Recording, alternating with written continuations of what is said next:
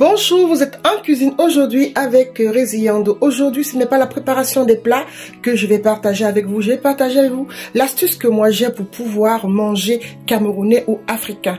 Très souvent, je fais plusieurs plats pour pouvoir me permettre de les congeler et de les sortir au fur et à mesure en semaine ou alors quand j'ai envie. D'autant plus que nous sommes tellement occupés que ce sont des plats qui nécessitent aussi beaucoup de temps et il faut toujours prendre le temps, surtout pour mieux les cuisiner.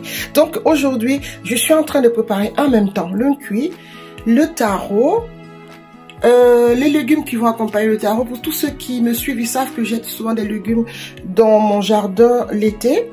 Et les obstacles, ce serait le poisson puisque je ne mange pas de viande. Donc là, vous avez le poisson séché, les écrevisses.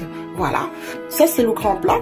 Dans ce grand plat, il y a les condiments d'une cuit que je ramenais du Cameroun.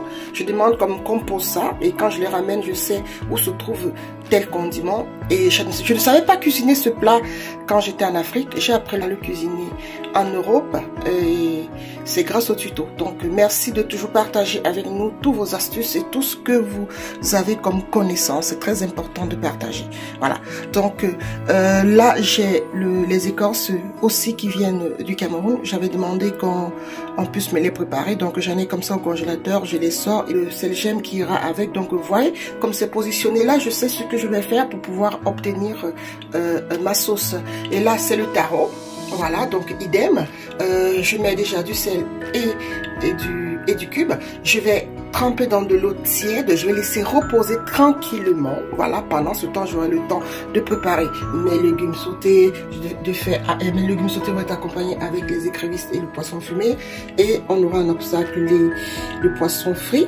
Voilà, donc et puis après le taro, vous avez tous les ingrédients. Moi aujourd'hui, l'astuce que je voulais juste partager avec vous, c'était cette astuce de pouvoir faire plusieurs plats avant et de pouvoir conserver, parce qu'on ne sait jamais, hein, après une réunion de travail, après une journée, vous avez envie de manger un plat africain et vous ouvrez votre congélateur, vous le sortez dans votre sac de congélation et tout de suite vous avez votre plat qui est prêt. C'est une astuce comme une autre et je pense que beaucoup de personnes le font déjà, mais il fallait que je partage ça avec vous pour vous dire que ça marche.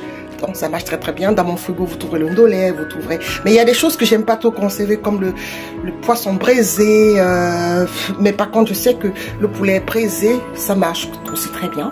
Voilà, les beignets congelés, les beignets soufflés congelés, franchement c'est des astuces parce qu'il faut bien qu'on s'en sorte. Dites-moi dans les commentaires si vous faites aussi la même chose que moi et comment est-ce que vous faites pour vous en sortir, vous qui êtes en Occident et même aussi en Afrique, hein. Quelles sont les astuces que vous avez mis en place? Est-ce que vous faites pareillement que moi? Je pense que oui, parce que le coquille qui prend tout un temps, quand on se met à cuisiner au coquille, je prépare une grande quantité et puis après je laisse les boules à congeler pareillement. Voilà, donc le ndolé pareil. Donc dites-moi ce que vous faites, le héros pareil. Et ce sont des plats que je ne connaissais pas faire au Cameroun. Je parle du héros, je parle d'une cuit, je parle du taro. Et là, franchement, je dis encore merci à toutes celles qui ont compris qu'il fallait partager avec nous les astuces et les vidéos. N'hésitez pas, ça va faire perdurer la culture et ça va permettre aussi à nos enfants, s'ils le veulent, quand ils ont les ingrédients, de pouvoir s'en sortir. Voilà. Et de pouvoir toujours perpétuer nos belles cuisines avec toutes les saveurs. Voilà. Et pour le taro, ça va être ce type de taro que nous trouvons, voilà. Donc ça marche très très bien. Donc je vais m'attarder aujourd'hui que sur les sauces. Les compléments, c'est une autre paire de manches. Les compléments sont faciles à faire quand on a besoin, quand la sauce est déjà prête. Voilà, donc comme je vous ai dit, je fais souvent des grandes quantités et je vais les congeler. Donc là c'est mon cuit qui a été déjà tourné. Voilà, donc il est là le cuit. Là c'est les légumes qui vont avec. Là c'est le couscous, semoule. Là on a du poisson. Et là j'étais en train de finir. Voilà, comme ça on voit bien que c'est la sauce chaude. Voilà. Donc je tourne avec, voyez-vous. Donc j'ai fini avec ma sauce jaune. Et la quantité des épices que vous avez vu, c'est parce que moi je préfère avoir vraiment le côté épices. Parce que pour moi, c'est pas qu'un plat, c'est aussi un traitement pour pouvoir avoir les anticorps solides. J'ai fait vraiment tout un mix aujourd'hui pour pouvoir me débarrasser. Mais aujourd'hui, j'ai envie de manger et le cuit et le taro. Et puis après, je sais que quand j'aurai les envies, je pourrais spontanément les prendre comme ça au frigo. Ça faisait longtemps que je n'avais pas fait, donc depuis plus de 7 mois par là. Donc du coup, je me suis dit cette fois-ci, j'en fais et je conserve. Voilà.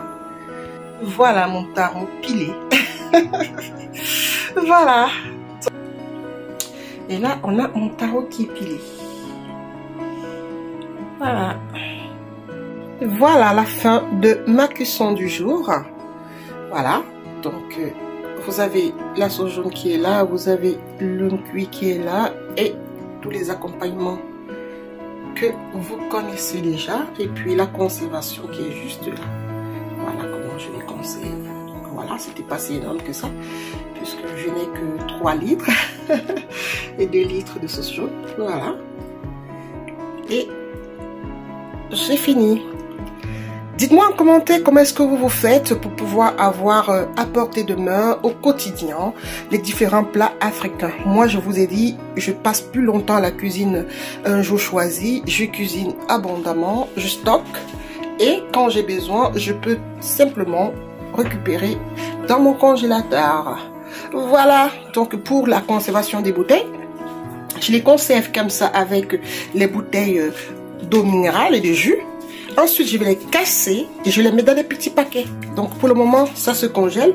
Je les sors et je vais les casser pour avoir des petits morceaux, pour avoir des petites quantités. Alors, pour le repas de ce soir, on va manger africain.